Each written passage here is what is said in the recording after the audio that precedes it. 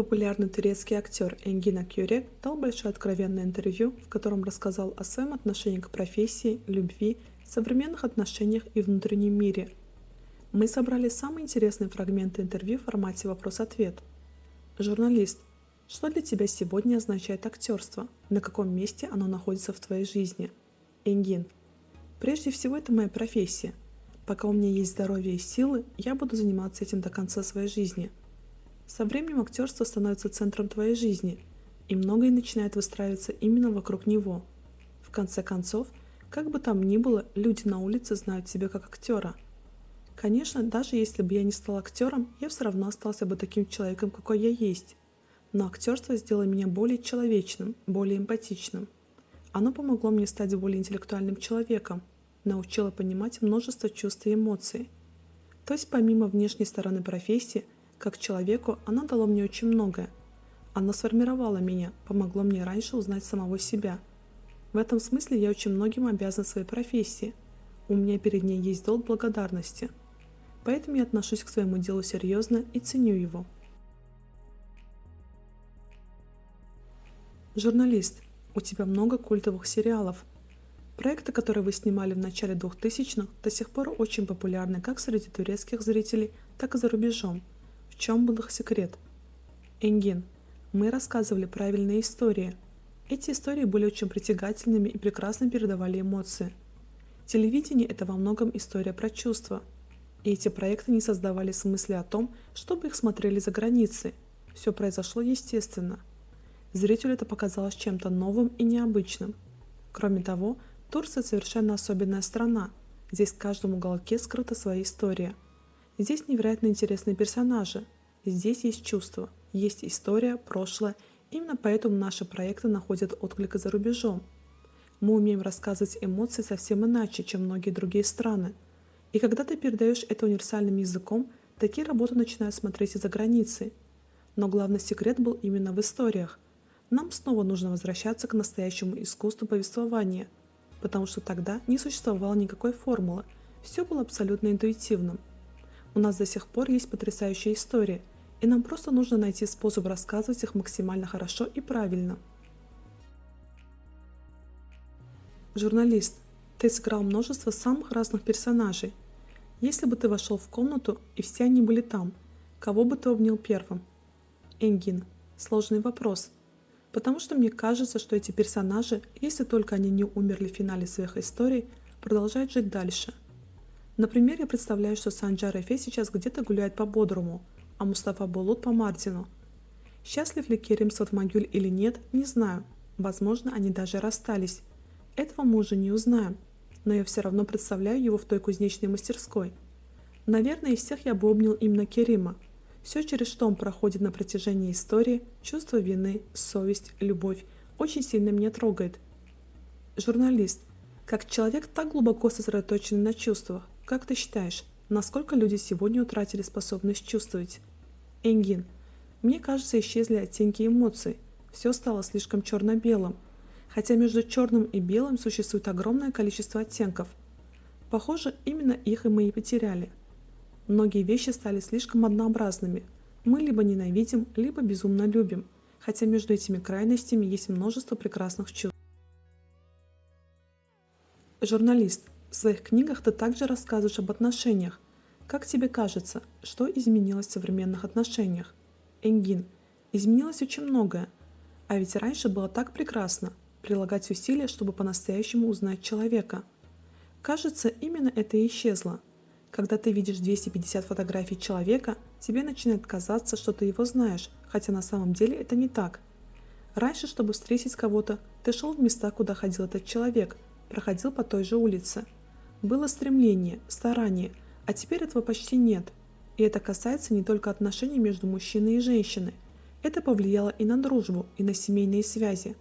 Конечно, не стоит все сводить только к социальным сетям, но наши привычки незаметно изменились. Журналист, ты всегда был таким красивым? Энгин, мне кажется, нет. И сейчас я не знаю, красивый ли я. Красота – вещь относительная. За всю свою жизнь я ни разу не посмотрел в зеркало и не сказал себе «я красивый». Интересно, вообще кто-то действительно так говорит? Не знаю. Например, я снимался в фильме «Bir Küçük Eylül Meselesi».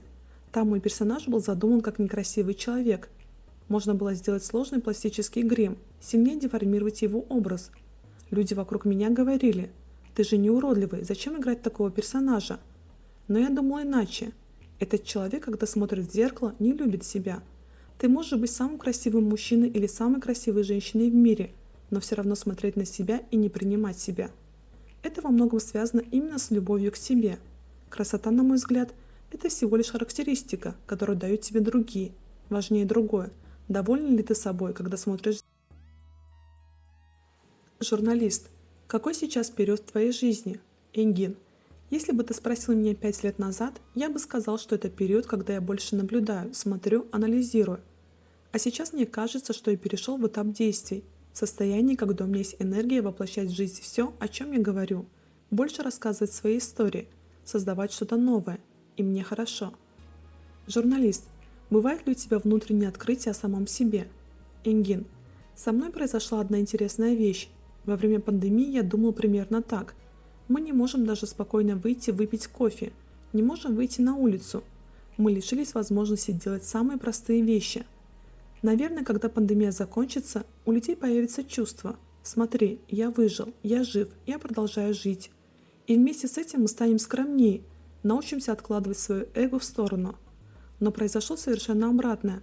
Мне кажется, после этого периода у нас стало меньше эмпатии, и мы еще сильнее сосредоточились только на самих себе. Журналист. На протяжении многих лет ты играл мужчин, влюбленных по уши. Ты писал истории о любви. Есть ли у тебя собственное определение любви? Энгин. Оно меняется, но сейчас я бы сказал так.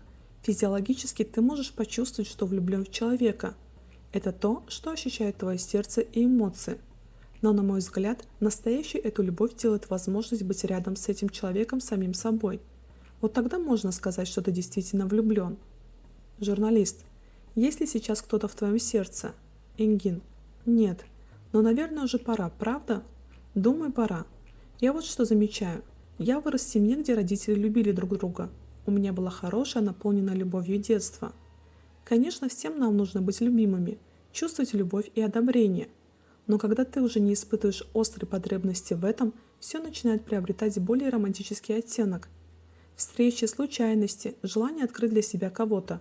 Ты словно ищешь сцену из фильма, и в этом есть особое удовольствие. Журналист. Какая женщина могла бы заставить тебя влюбиться? Только не говори, что важна лишь душа. Внешность тоже имеет значение. Энгин. Конечно, внешность важна. Было бы неискренне это отрицать. Но я могу сказать вот что. У человека должна быть своя история, потому что если у него есть история, значит у него есть собственный мир, прошлое, свои внутренние битвы и то, что он может рассказать. У него должны быть собственные предпочтения, свое мнение, и человек должен быть в гармонии с самим собой. Мне очень трудно выстраивать диалог с людьми, которые постоянно конфликтуют и недовольны собой. Журналист. Помимо книг, есть ли у тебя сейчас другие проекты? Энгин. Да, этим летом мы будем снимать второй сезон «Enfes Bir Akşam». Для меня это тоже стал совершенно иной персонаж. Проект оказался успешным, и снимать его мы будем с очень хорошей командой. Журналист. Как проходит твой день, если у тебя совсем нет работы? Идешь в спортзал, занимаешься шопингом? Энгин. Я не люблю шопинг. Для меня нет ничего утомительнее, чем ходить по магазинам и что-то покупать. Поэтому обычно я просто беру одну и ту же вещь в разных цветах, и на этом все заканчивается. Мой ежедневный ритм немного меняется в зависимости от настроения. Я легко нахожу, чем себя занять. Проснувшись, я включаю спокойную музыку и часа 2 читаю что-нибудь дома. Если есть энергия, иду на тренировку. Если нет, встречаюсь с друзьями, мы пьем кофе или ужинаем. Иногда еду к родителям, читаю сценарии, пишу рассказы. Делитесь своим мнением в комментариях. Спасибо за просмотр.